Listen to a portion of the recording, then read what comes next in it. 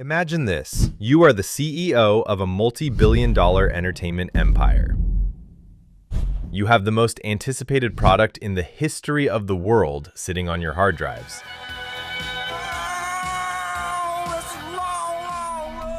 You spend tens of millions of dollars every single year on elite cybersecurity. You have military-grade firewalls, biometric locks, and the team of experts monitoring your network 24/7. You are sitting inside a digital fortress. Then, on a random morning this April 2026, you wake up, pour your coffee, and check the internet, only to find out that your entire kingdom has been exposed. Over 78 million internal records, your daily financial metrics, and the deepest behavioral data of your users are suddenly up for auction on a dark web forum.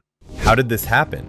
Did a team of elite Russian state-sponsored hackers break through your impenetrable firewall using a zero-day exploit? No, they just walked through the back door. Welcome to the terrifying reality of the modern supply chain attack. Hackers have realized that breaking into a billion-dollar fortress is too much work, so instead, they just steal the keys from the janitor. Let's break down exactly how Rockstar Games was compromised again this month, how a third-party cloud service became their ultimate downfall, and why your own company's data is probably sitting on the exact same ticking time bomb. To understand the genius and the terror of this attack, we have to look at how modern corporations actually store their data. You probably think Rockstar keeps everything on a giant, glowing server in a basement with armed guards, right? Wrong. Like 90% of the corporate world, they use the cloud. Specifically, massive cloud data warehouses like Snowflake. But here is the fatal flaw in the modern internet. Companies don't just hold their own data anymore, they share it with dozens of third-party analytical tools to track metrics and optimize their profits. In this case, Rockstar used a third-party analytics company called Anodot to monitor their player economy and internal systems. This is the equivalent of building the most secure bank vault on planet Earth, and then giving the master key to a completely separate cleaning company. The hackers didn't need to attack Rockstar.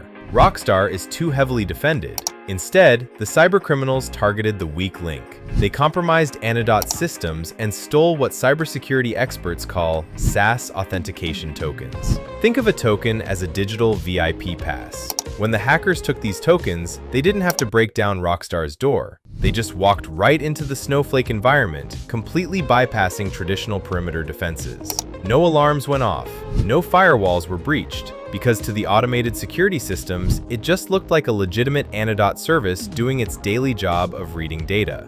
It's absolutely diabolical. You can spend $50 million protecting your front door, but if your vendor leaves the back window open, your entire empire is vulnerable. So, who actually pulls off a heist like this? If you are picturing a guy in a dark hoodie staring at green matrix code, you're living in the past. Meet ShinyHunters. They aren't a traditional cartel. They are a decentralized, ruthless syndicate of young threat actors who specialize specifically in identity systems, API keys, and cloud extortion. These are the same architects of chaos who breached Microsoft, AT&T, and Ticketmaster. They don't care about the video games, they care about leverage. Just days ago, ShinyHunters issued a brutal public ultimatum. The classic ransomware strategy: pay us the crypto or we leak the data. They posted a message directly to Rockstar on their dark web leak site. It read, "Rockstar Games, your Snowflake instances were compromised thanks to Anodot.com. Pay or leak. This is a final warning to reach out by April 14th, 2026 before we leak. Make the right decision. Don't be the next headline." When a corporate victim refuses to pay or ignores the demand, the syndicate immediately moves to phase 2, the auction. At this point, the CEO's logical thinking completely shuts down. The hackers create a global PR nightmare, tank the company's stock price, and force the executives into a corner where paying a massive ransom suddenly looks like the cheapest way out. And what exactly did they steal? Gamers on Twitter and the mainstream media were desperately searching for GTA 6 screenshots, but they completely missed the point. What ShinyHunters stole is actually much more valuable to the corporate world than video game code. On April 14th, when Rockstar officially refused to pay the ransom, the hackers followed through. They dumped 8.1 gigabytes of internal data. We are talking about 78.6 million records packed into 25 CSV files containing the absolute core of Rockstar's telemetry telemetry and financial secrets, spanning from 2018 all the way to April 2026. The leak exposed the exact granular metrics of the company. It revealed that GTA Online generates a staggering average of 9.9 million weekly active users.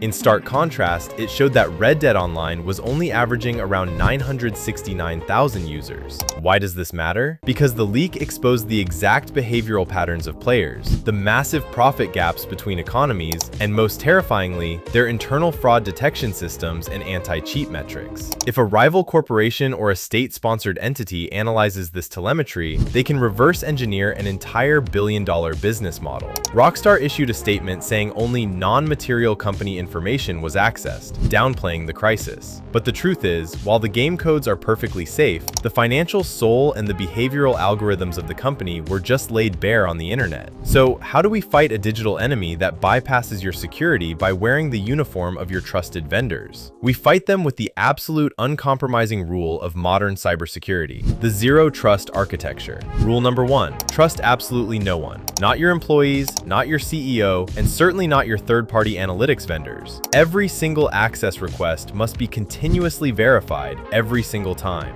Rule number 2, hardened authentication. Passwords are a joke. SMS two-factor authentication is easily bypassed with SIM swapping. If you are a corporation in 2026 and you are not forcing every vendor to use physical hardware security keys like YubiKeys, you are practically begging to be hacked. Rule number 3, vendor isolation. If an analytics tool only needs to see financial data from 2024, they should be mathematically locked out of seeing anything else. If they get breached, the blast radius is contained. And if you are sitting there thinking your small business is too insignificant to be targeted by a supply chain attack, I'll leave you with the most terrifying facts of the week. In the last 12 months, over 60% of all major corporate data breaches originated from a third-party vendor. The software and credentials required to breach a cloud environment are sold on Telegram for less than $50. And remarkably, even the most advanced security teams in the world take an average of 200 days to even realize they have a vendor breached inside their network. The digital battlefield is evolving every single day.